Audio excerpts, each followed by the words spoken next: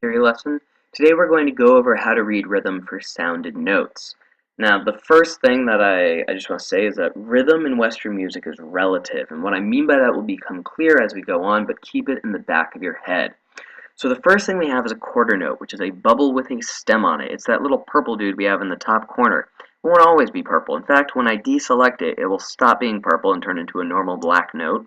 But for now, purple. Now, there's one thing I want to mention, which is the direction of the stem. You want to send the stem in the direction that goes towards the further end of the staff.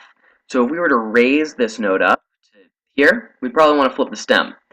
Now, there are reasons why you might want to have, the stem going away from the center of the staff, but that's only really happens when you start having more than one line of music on a staff.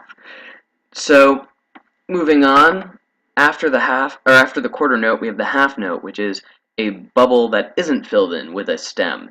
And now I'll explain what I meant when I said that this is all relative. A half note is worth 2 quarter notes, and you can see I've put a little system in place underneath these notes. Q is quarter note, so a quarter note is worth 1 quarter note. A half note is worth 2 quarter notes. We're going to just keep moving right along. This is a whole note. It's worth 4 quarter notes. Whole note is pretty much just a hole. It's just a circle. That's it, no stem. And then finally after that we have the double whole note. Rarely seen, but it does exist, and it's just a whole note with some lines on it. And that's it, and it's 8 quarter notes. Now, what if you want to get smaller than a quarter note? Well, that's when we start getting into this really convenient little convention, which is you pretty much have a quarter note, and every time you put a flag on it, you divide the value of the note in half. So it's a quarter note with 1 flag, so 1 quarter note divided in half, an eighth note. Over here, we have, a quarter note divided in half again, a 16th note. Over here, divided in half, again, and again, a 32nd note. And like that, you just kind of have a system where you can keep cutting the quarter note down in halves. Now, there's 2 ways that you'll see notes that are smaller than a quarter note. You'll either see them unbeamed, like this, or you'll see them beamed, which is like this, where you pretty much just straighten out the flag, and that's all you need to do. So our 8th note goes all the way across, where our 16th note starts, we just add another flag, 32nd note, add another flag, and whatever's at the end, you just have those flags going in the opposite way to meet the rest. Now, if your smallest value is not is the last thing that's there, you don't have one right before, you just have this little nubby flag right there, and that's pretty much all you need to know to start beaming notes together.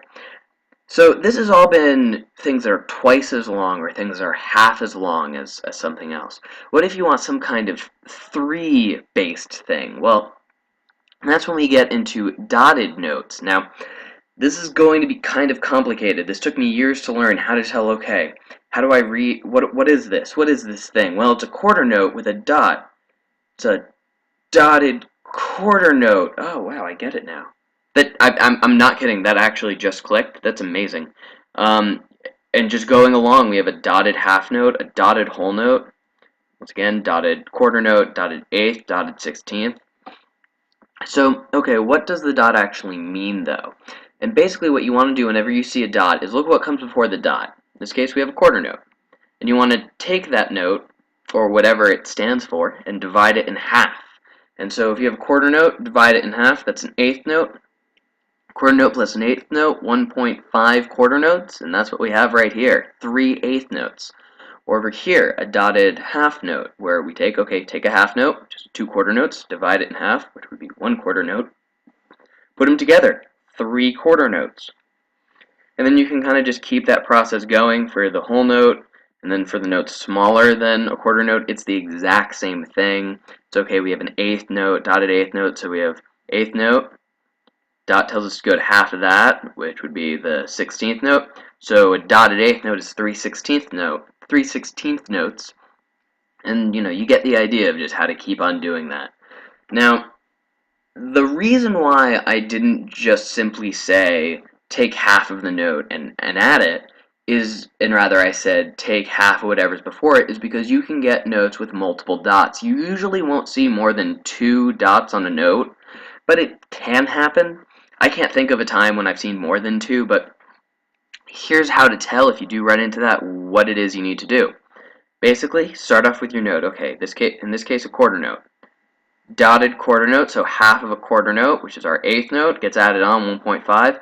This dot, half of what comes before it. Well, that dot, what does that dot stand for? An eighth note. Okay, half of that is a 16th note. So you have a quarter note plus an eighth note plus a 16th note, which would be 7 16th notes, which is 1.75 quarter notes. Now, that's pretty much all you need to know in terms of reading just straight notes, okay? But there's one other thing I want to point out, which is sometimes if you want to connect two notes, what you do is you tie them together. That's what this line right here is. That's a tie. And so here I have 3 different versions of a dotted quarter note. I have a dotted quarter note, I have a quarter note tied to an eighth, and I have an eighth tied to a quarter. These are all the same length, they're just different ways of writing it. Now, you might also have something that's written as a 16th note tied to a quarter note tied to a 16th note, and that would also be the same value. But we're going to go over, why you would tie something versus dot it in a different lesson. But for now, when you're reading or hopefully, looking some things over, maybe tapping out some rhythms, this should give you the tools you need to know how long any of those notes are supposed to be relative to each other. Of course, if you want to know the absolute value of them, you have to look at the tempo, see what your main beat unit is, but if you want to know more about that, go see the first lesson, Basics of Music Theory on Tempo. Anyway, that's pretty much all I have for you this week. Hope everything's going well for you, and I hope you come back to the channel soon. Alright, bye-bye.